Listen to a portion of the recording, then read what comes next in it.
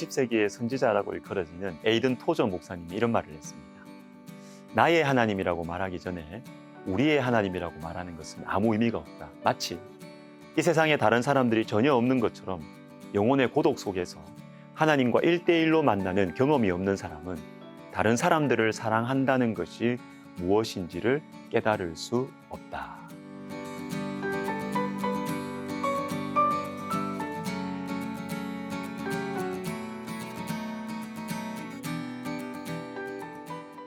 로마서 16장 25절에 이상한 표현이 하나 나옵니다. 나의 복음과 예수 그리스도를 전파함은. 나의 복음이라. 여러분, 예수님의 복음 아닙니까? 물론 그렇죠. 그러나 예수님의 복음이 내 마음속에 깊이 들어와서 나의 주 나의 하나님이라고 진실하게 고백하는 성도들은 예수님의 복음을 나의 복음이라고 감히 말할 수 있습니다. 이것이 바로 간증이라는 거예요. 간증. 여러분, 간증을 하면 유익한 점들이 많습니다. 물론 절제 없이 하면 하나님보다 사람이 높아질 수도 있죠. 그러나 여러분, 내가 만난 하나님, 내가 받은 은혜를 겸손함과 온유함 가운데 증거하는 것은 매우 성경적입니다. 그리고 유익한 것들이 많아요. 자, 간증이 주는 유익을 제가 몇 가지 말씀드리겠습니다. 첫 번째, 간증을 통해서 나의 신앙이 견고해집니다.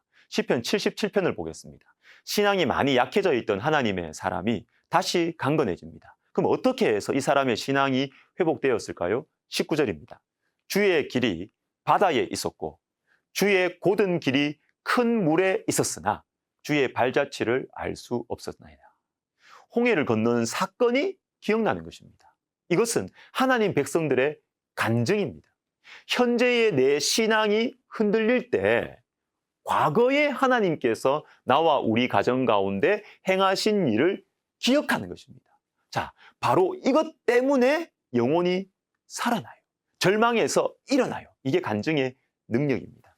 간증은 나의 신앙을 강건하게 해줍니다. 자, 두 번째, 간증은 다른 성도들의 신앙생활을 도와줍니다. 디모데전서 1장 13절부터 16절, 사도 바울의 가장 유명한 간증입니다. 들어보십시오. 내가 전에는 비방자요, 박해자요, 폭행자였으나 도리어 긍휼을 입은 것은 내가 믿지 아니할 때에 알지 못하고 행하였습니다. 우리 주의 은혜가 그리스도 예수 안에 있는 믿음과 사랑과 함께 넘치도록 풍성하였도다. 미쁘다. 모든 사람이 받을 만한 이 말이여 그리스도 예수께서 죄인을 구원하시려고 세상에 임하셨다 하였도다. 죄인 중에 내가 괴순이라. 그러나 내가 긍휼을 입은 까닭은 예수 그리스도께서 내게 먼저 일체 오래 참으심을 보이사 후에 주를 믿어 영생 얻는 자들에게 본이 되게 하려 하십니다. 죄인 중에 내가 괴순이라. 이런 나에게 무조건적으로 임하신 하나님의 은혜, 어찌 나 같은 자를 찾아오시고 오래 참으셨는가. 근데 16절을 보십시오.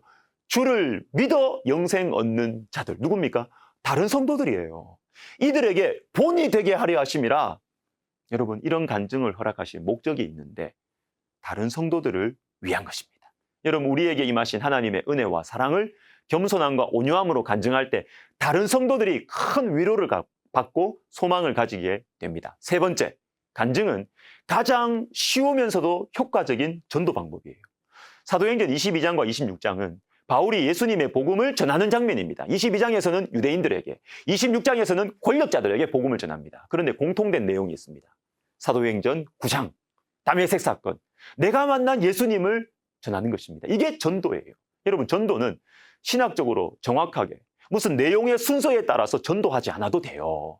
내가 만난 예수님, 나의 복음을 그냥 진실하게 말하면 됩니다. 여러분, 가장 쉬우면서도 가장 효과적인 전도는 간증하는 거예요. 내가 만난 하나님을 전하는 것입니다. 예수 믿으니까 참 좋더라. 내가 만난 예수님 이런 분이시더라. 마지막으로 네 번째, 간증은 가장 좋은 자녀 교육입니다. 가족 전도에 대한 전문가이신 어떤 목사님, 교수님께서 이렇게 말씀하셨어요. 가족 전도에는 특별한 기술이나 프로그램이 없습니다. 그러나 한 가지 꼭 해야 할 것이 있습니다. 내가 만난 예수님을 온유와 두려움으로 말해주는 것입니다. 길지 않게. 그러면서 베드로전서 3장 15절을 강조하셨으며 너희 마음에 그리스도를 주로 삼아 거룩하게 하고 너희 속에 있는 소망에 관한 이유를 묻는 자에게는 대답할 것을 항상 준비하되 온유와 두려움으로 하고. 여러분, 우리에게 소망에 관한 이유를 묻는 자들 속에 제일 가까이 자녀들이 있습니다. 한 말씀 더 읽어보겠습니다. 시편 119편 56절. 내 소유는 이것이니 곧 주의 법도들을 지킨 것입니다. 우리가 물려주어야 할 소유, 유산은 내가, 자식들이 아니라 내가 주의 말씀에 순종하는 것입니다.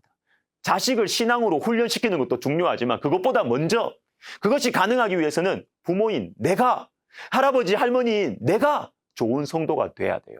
나의 간증, 나의 복음, 내가 만난 하나님이 가장 좋은 자녀 교육입니다. 몇 년 전에 김상숙 권사님이라는 분의 간증을 제가 들었습니다. 외국인 노동자들을 섬기시는 분인데 정말 놀라웠어요. 겉모습은 그냥 수더분한 권사님 할머니예요. 그런데 성경을 200독 정도 하시니까 내가 뭘 해야 되는지, 내가 무엇을 기도해야 할지가 보이고 주님의 말씀이 내 속에 있으니까 기도 응답이 너무 잘 된다는 것입니다. 요한복음 15장 7절 말씀은 그대로 체험하면서 살아가시는 분. 너희가 내 안에 거하고 내 말이 너희 안에 거하면 무엇이든지 원하는 대로 구하라. 그리하면 이루리라. 이 소박한 권사님의 간증을 들으면서 제가 위로를 받았습니다.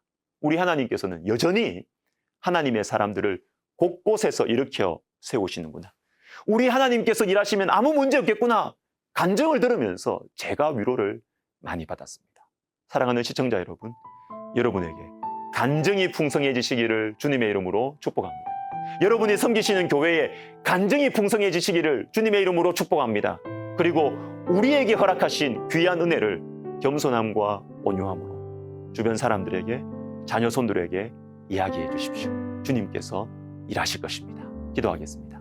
하나님 아버지, 나의 복음, 예수님의 사랑, 예수님의 은혜가 나의 복음이 되어서 내가 만난 하나님, 내가 경험한 하나님의 사랑을 주변 사람들에게, 가까운 사람들에게, 만나게 하는 사람들에게 온유함과 두려움으로, 온유함과 겸손함으로 전해서 우리를 통하여 그들이 예수 그리스도의 사람이 되는 은혜를, 이 행복한 인생을 우리에게 허락하여 주옵소서. 예수님의 이름으로 기도드립니다.